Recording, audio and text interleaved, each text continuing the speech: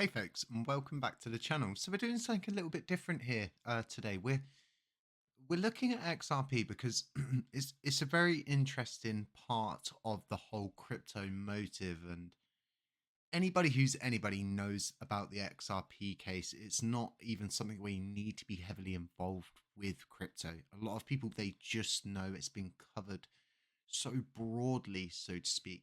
So before we do get into that, I've been covering a lot of things recently over on my Patreon and doing a lot of different kind of like price charts and dropping a few things that I'm not too confident of dropping in YouTube videos for very specific reasons.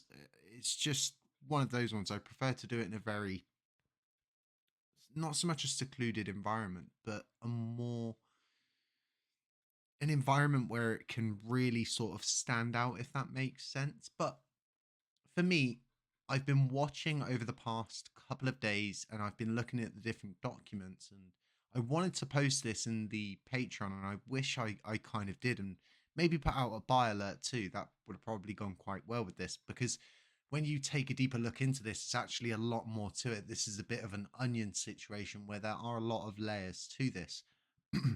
SEC didn't just go for XRP, they went for multiple people in the XRP loop. And there was a lot of people, and this is more or less them dropping a lot of these different lawsuits against different executives of the country. At this point, Ripple pretty much has destroyed the SEC, and I think it's just a matter of time now until everything really starts to catch up. You've got all of these different sort of interesting developments, and a lot of analysts are saying there is going to be a 1000% upsurge. And the reality of this is it's possible, right? We've seen this happen before. And all we can do as crypto holders is try not to live in a bubble. And I think for those who come here, they watch the channel, they watch the content. This is definitely something you're going to be interested in. Maybe you would have missed it if it hadn't been in this video today. And, like I said, I thought it was just something a little bit different to go over. Like I was saying, there's a lot of layers to this. If you just go to the routers sort of situation where you get all of the different feeds up, you can see it's across board. You're seeing these different lawsuits being dropped, and it's all just good news. And you are seeing a reflection in the price. It is currently on a big move. And I think this is about, and for XRP, this is a big move. It's almost a 10% move. If this was to even do a 1x, you'd be quids in at this point, or dollars in, so to speak. It could be a good move, and nothing is ever financial advice on this channel. This is just my own opinion, but at some point, this thing's just going to let loose, and I guess you just have to be as best positioned as you can. But for those who are XRP holders, who are die-hard supporters of the community, this is what you've been waiting for. And honestly, seeing these different formations showing up where it could move in three waves. So what they're saying is it could go to $1.33 first, then $1.88, and then likely to $5.85. Can you imagine the gains on something like that? And hey, if it does take off and it does do these 1, 2, 3 wave patterns, ensure to secure your investments. This is so important, not to get greedy and not to think to yourself, well, just couple hundred more bucks, couple hundred more bucks.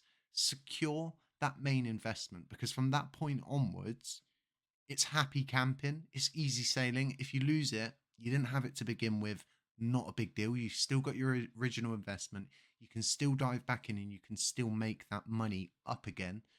To trade your way up, it's all about putting fail safes between you and your trades at this point. And as the market, and at some point, just the same way XRP has to come out of this with all of this good news, is the same way we have to come out of this bear market. And maybe XRP is going to be what brings us out of this bear market, because there's a lot of things going on, but ultimately not a lot has changed in crypto over the past 2, 3 years. Mass adoption's still not quite there, and the only people to really have succeeded in this is really XRP, because it does replace the Swift system, or at least works as a coefficient with it.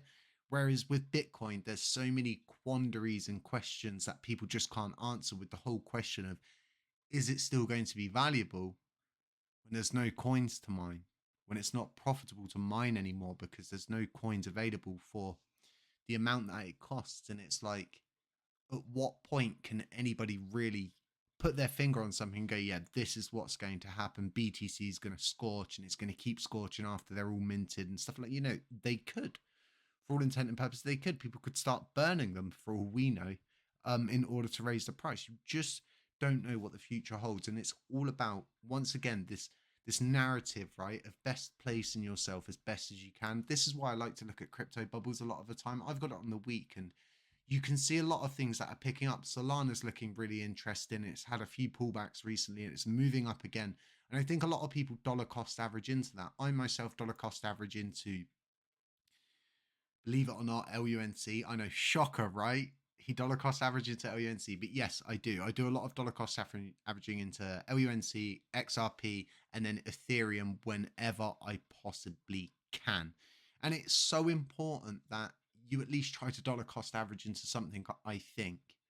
That's just my own personal opinion. I try to do it once a week. And the way I see this kind of thing is, I would probably spend this on a pizza or a takeaway on a Friday night. And instead of doing that, I dollar cost average that food, money into crypto, and it goes to a better place, because once I buy the pizza, I eat the pizza, it's gone.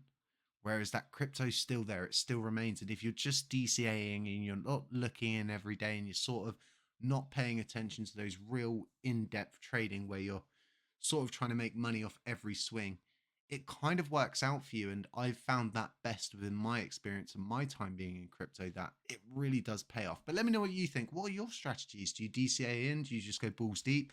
Are you like a 100% investment guy and then sit there worrying for the next 20, 30, 40 minutes until you see that booming green candle, or you're selling out? What do you do? Let us know. Other than that, folks, enjoy the rest of the content today. Stay safe, stay humble, stay aware, and as always, I will catch you in the next one.